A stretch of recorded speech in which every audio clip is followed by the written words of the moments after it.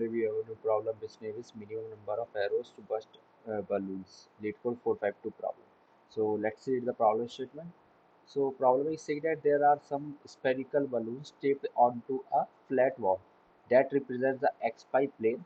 The balloons are represented as a 2D integer array points where points of I is denoting x start, x end, denotes a balloon whose horizontal diameter is stretches between x start to x end. Means there is a balloon that is on the x plane and it is starting from the x start point and ending on the x end point. You do not know the exact y coordinates of the balloons. Okay, so arrows can be shot up directly vertically in the opposite by direction. So the balloons are there in x plane and arrows can be shot out from the by direction and from different points along the x axis. A balloon with x start and x end is burst by an arrow shot at if it is in between of them. It means there is a balloon from x start to x end, and if a arrow will shot out the balloon from the distance x start to x end, in that case it will burn out. There is no limit to the number of arrows that can be shot. The a short arrow keeps traveling up infinitely, bursting any balloons in its path. So we have to make sure that I am using the minimum number of arrows. So for finding out the minimum number of arrows, I have to check that how many points are overlapping. Because if there are points that are overlapping, so we can use minimum number of arrows to burst all the balloons. So let's take an example for this. If we have this example 10, 16, 2, 8, 1, 6 and 7, 12. So as you can see 1, 6 and 2, 8 is coming in between 1, 6. So I can use only one arrow to burst out the two balloons. So let's take this photo. Like if I have a balloon that is that the point of this balloon is x start to x end, and if I have an arrow that is pointing out from the x start to x end, if that touches the value, it will burst out. So this is the condition for burst out. X should be less than equals to x start and greater than equals to x end. Okay. So let's take this example. If we have this example, so we can point out the 1 comma 6, a balloon that is starting from 1 and ending at 6, and another balloon that is starting at 2 and another that ending at 8. So as you can see here, these two balloons are overlapping, so I can use only one arrow to burn out all these two balloons. So we need only one arrow. So for this, what I can use is I can sort out. I have two methods rather than I am using sorting technique for start index, and I can use the sorting technique for end index. Here I am using the end point, means I am using the end point to sort out the all the arrays.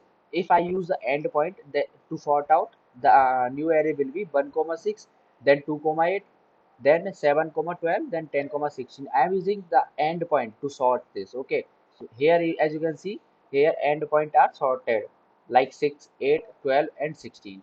Now what I will do is I'll check. Like I have two variables now. Arrow count. Arrow count. Minimum number of arrow count will be one, because we need one arrow to burn the balloon. So I have initialized this to one, and I have a end point that is showing the current end point. Like कहाँ पे हूँ मैं, that is showing this value कि which value on which value I am here, like current end point. So that is showing the current end points. Initially it is at 6 and arrow count is 1, because we need a minimum one arrow to burn the balloon. So and end point is 6, because if I am at the point of I of 0, the end point is 6. So I am started from 6. Now I will check, like I will check from I will use a loop from I equals to 1 to point dot 5. This is the point array for point dot 5, and I'll check like 2 comma 8. I'll check if this start point, like if I will say this is a current array, this short one is the current array. So current of 0 is showing the started point. If starting point is less than this ending point is initially 6, If a starting point is less than ending point, it means it is in between of them. It is in between of them. As you can see here, 2 is less than 6, and 2 comma 8 is in between of 1 comma 6. So it is overlapping each other. So it means we will continue. We will continue.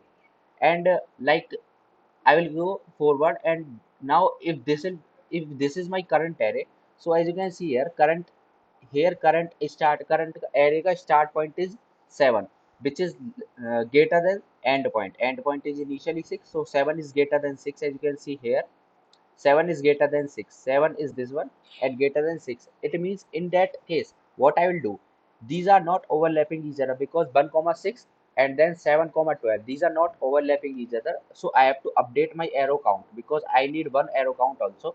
And it means I will update this arrow count plus equals to 1 because we need one more arrow count. And I will also update my endpoint. Now my endpoint will be current of 1, this one, 12. So in that case, I will update endpoint also. Now I will go forward and I'll check like 10 is in between of 7 comma 12. 10 is less than 12. Yeah, done. So in that case, what I will do, I'll simply continue. So finally, what I have done is my arrow count is 2 now. Now my arrow count is 2. So that will be my answer because I have not updated here. I have not updated my arrow count because I have simply continued. So and endpoint is 12. So this was the approach for this. Now let's do the code for this solution. Yeah. For the coding part, what I will do, I'll write the base case. Base case means like it is not a recursive, so we can say if points dot size. If my size of the array equals to 0, in that case I will simply return 0. Now what I will do, I'll sort this point array points dot begin comma points dot end comma. I will use a comparator function because I have to sort this according to the endpoint. So I have to use a comparator function. So now let's write the comparator function. So cmp, I'll take two vectors, vector int ampersand a comma vector int ampersand v, and I'll return. I, as you can see here, I am using the end point to sort this, so this should be a of 1, and it I am arranging this in sorted order in this manner that it should be in ascending order. So a of 1 should be less than b of 1. Yeah. So that is will be my comparator function. I have sorted this. Now what I will do, I will use two variables arrow count. Initially it should be 1, and also I will use a end point. So int end. End point should be points of 0 of 1. It is showing my 16, like point of 0. Point of 0 is showing 10 comma 16, and of 1 is showing 16 because it is 0, it is 1. So if I will write the comment, it will be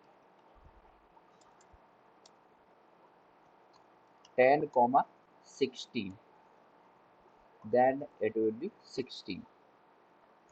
It is showing the 16. Now I have created this. Now I'll use a for loop for int I equals to 1 to I less than points dot size, and then I plus plus. And now I will write a condition. If I will write this condition because it is a continue condition, so I will not write. I will simply skip it this condition, but I will write this condition because here I have updated my arrow count and also end point. So this condition will be points of I of 0 because it is a starting point, and points of I is showing the short array, this shorter one array, and all 0 is showing the starting point of that particular short array. So points of I of 0 is greater than and. So now write if points of I of 0 is greater than n. In that case, what I will do, I will update my arrow count. So simply write update arrow. So how I will update this? So arrow count plus equals to 1, and also I will update my endpoint for end equals to points of I of 1, points of I of 1. So here I have updated my endpoint also, and at final I'll simply return my this arrow count. Yeah. So now let's run this and see if this will work or not. Yeah, it is showing some this is points. It is a comparator function.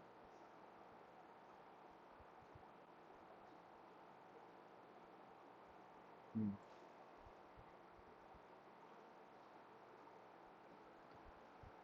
It is a non-static member function must be called sort comparator. Hmm. So let's write this after.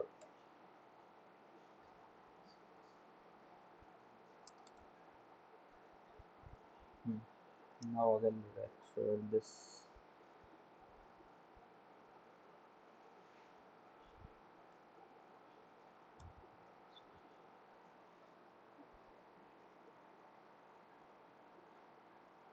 As you can see here, it is working perfect. Let's submit this code. Yeah, it is working perfect. So now let's discuss about time and space complexity for this solution. So as you can see here, we are not using any space. So space complexity is big of 1, but the time complexity is big of n log n, because here we are sorting this.